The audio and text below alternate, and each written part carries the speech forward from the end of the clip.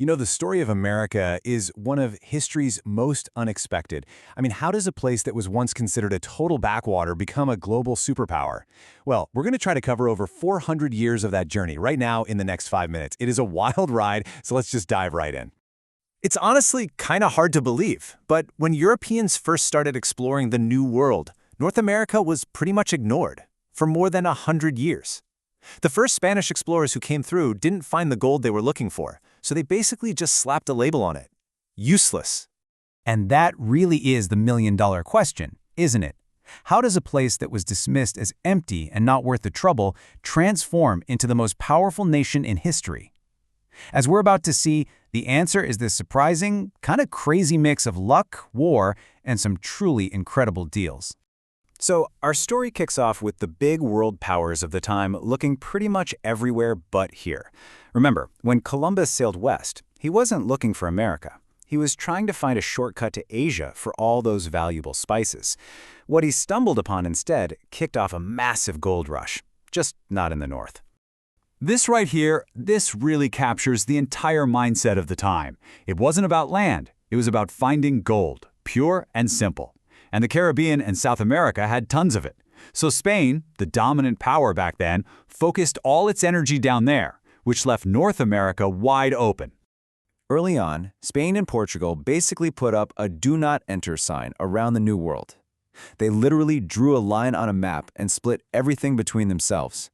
But because all the gold and silver was being found south of the Rio Grande, the major players just stayed out of the north.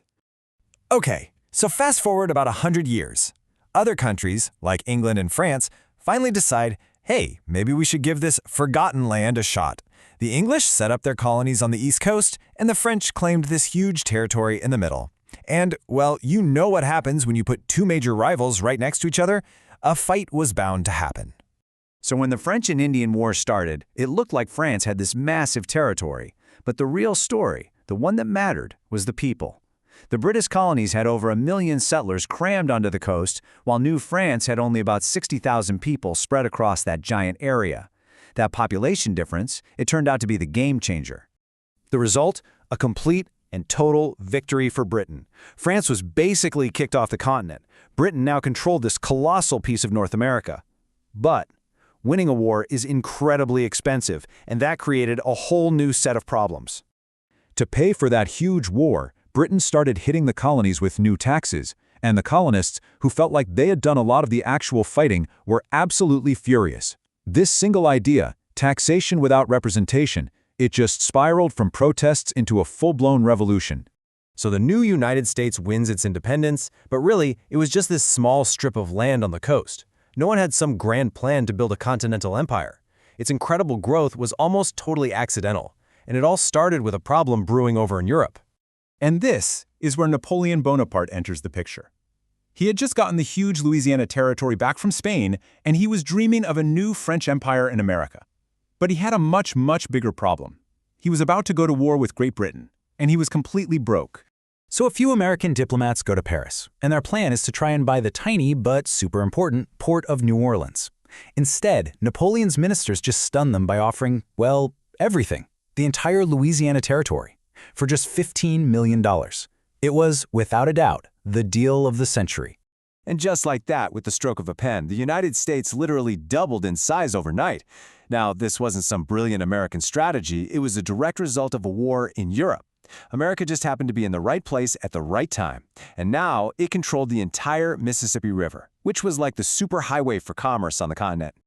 That one deal kicked off an absolutely incredible 50-year sprint of expansion. America bought Florida from Spain, it annexed the Republic of Texas, and then, after a really ugly war with Mexico, it got the entire Southwest. In just a few decades, the nation stretched from sea to shining sea. But as the country got bigger and bigger on the outside, a deep and really dangerous crack was forming within it. The biggest threat to the United States wasn't going to come from a foreign power. It was going to come from itself. And this was the problem: slavery. In the North, it was seen more and more as this great moral evil that had to stop. But in the South, it was the absolute foundation of their entire economy. For decades, they argued. They made compromises. But when Abraham Lincoln was elected, the time for talking was officially over. The southern states left the Union, and the country plunged into a brutal civil war. I mean, just look at this chart. It shows you how devastating this was. Far more Americans died fighting each other in the Civil War than died fighting for independence. It was the nation's greatest test, by far. In the end, the North's industrial power and its larger population were just overwhelming. The Union was preserved, the slaves were freed, and that big question, was America one nation or just a collection of states? That was answered for good, in blood and fire. So now, forged into this single, powerful nation, a newly industrialized America started to look beyond its own shores. And once again, a huge opportunity came knocking in a very unexpected way. The Russian Tsar needed cash, so he offered to sell the massive territory of Alaska. The deal was made so quickly and for so little money that the Russian negotiator was basically kicking himself afterward. It was yet another case of America just snapping up an incredible bargain. And then, things started moving really fast. A surprisingly short war with Spain completely shattered its old empire, and suddenly, the U.S. had territories from the Caribbean to the Pacific.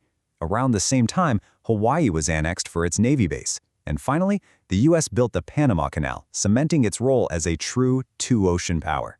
And so, we've come full circle. That land that was once completely ignored, that useless backwater, it had transformed. Through this combination of war, incredible luck, and some really smart deals, it had become a major player on the world stage. And that leaves us with this really fascinating question to think about. Was this incredible rise some kind of manifest destiny, something that was always bound to happen? Or was it just a chain of fortunate accidents and opportunistic moments that could have easily gone the other way? It's something to chew on.